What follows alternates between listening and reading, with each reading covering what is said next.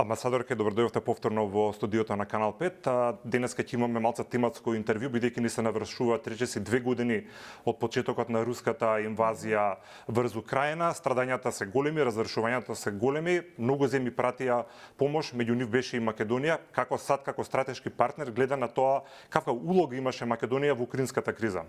Yeah, well, first of all, thank you so much, Alexander, for inviting me to be here with you today. You're one of the few journalists, frankly, in North Macedonia that has so carefully followed what has gone on in Ukraine over these past 2 years. So I'm grateful to you for keeping the story in the awareness of your viewers. It is an extraordinary moment to think that this war in Europe continues almost 2 years later.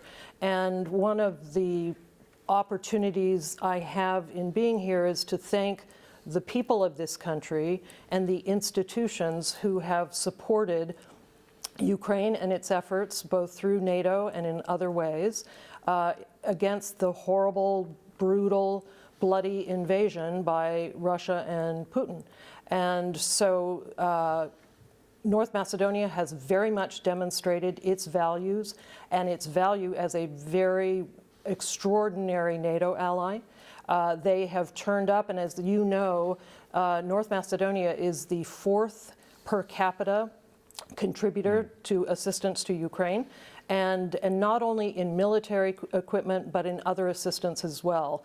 And so we're very grateful to them, and frankly, other larger and richer countries have not stepped up in the same way that this country has. Да, амбасадор, ќе имав можности лично да одам во Украина, разговарав тамо со дел од нивните власти и тие цело време велат дека без помошта која што континуирано ја добиваат пред од западните земји и од Соединетите американски држави, зборувам за војна и за финансиска, тие нема да можат да успешно да се бранат против русите.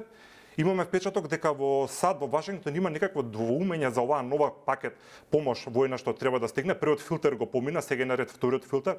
Кажете ми, колку престојните избори претседателски во Америка можат да влијат врз динамиката на помошта кон Украина? Well, it's a really important question, and I don't agree that there is fatigue, because we have just seen that the United States Senate passed a bill that would include $61 billion more in assistance to Ukraine. This just happened in the last couple of days. It has now gone to the House of Representatives.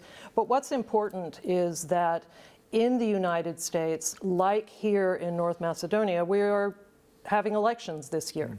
And there will always be those actors, those politicians, who will try to take an issue and gain some political positive momentum, if you will, by making it controversial. But it is my belief that because the people of the United States so strongly support Ukraine and its efforts at sovereignty and to end this war, that we will continue to support them. I'm very confident that we will, just as I'm very confident that the people of this country will as well. Колку е реална можноста овој конфликт од Украина, ако не се реши набрзо, да се прелее во другите држави? Во Молдавија веќе знаеме ризична е ситуацијата. Да. Некои прогнози се велат дека може и до Бугарија да стигне. Колку е реална опасност, бидејќи тоа го засега директно и Западниот Балкан, кој што е онака е многу ранлив? Well, that's a really important question because, as we know, wars, conflicts, they don't stay within borders. This began with an invasion by President Putin and the Russian military into Ukraine. And the impact has already been felt. The economic impact, the social impact has been felt all over the world.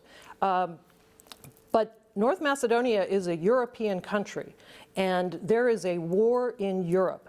And that has wide and very strongly felt impacts across this continent. And so it is imperative, even though troops may not be coming over the border tomorrow, the whole notion of NATO is that allies protect other allies. And so understanding that and recognizing the place that this country has in the Western Balkans and across Europe is critically important. No one is safe, and Putin will not give up unless he is beaten. Да, Русија не само со својата војна, со својата војска, меѓутоа има и голем број хибридни закани. Често слушаме дека е многу активна во земјите од Западен Балкан. Вчера од НАТО предупредија заменик генералниот секретар дека во пресрет на изборите во Македонија се очекува засилена активност на овие хибридни закани. Како гледате вие нова? Како можеме да се заштитиме? The notion of hybrid threats is incredibly important, and it's so important that we're all aware of it. As you say, it's a hybrid. It isn't necessarily boots on the ground coming over a border, but whether it is interference in upcoming elections, whether it's disinformation, we know that the Russians are here and they are in this region practicing the kind of malign influence that we have seen frankly, around the world. We've seen their attempts right in the United States to have an effect on our previous elections. And so they are very active here, and they are looking for every opportunity to spread chaos.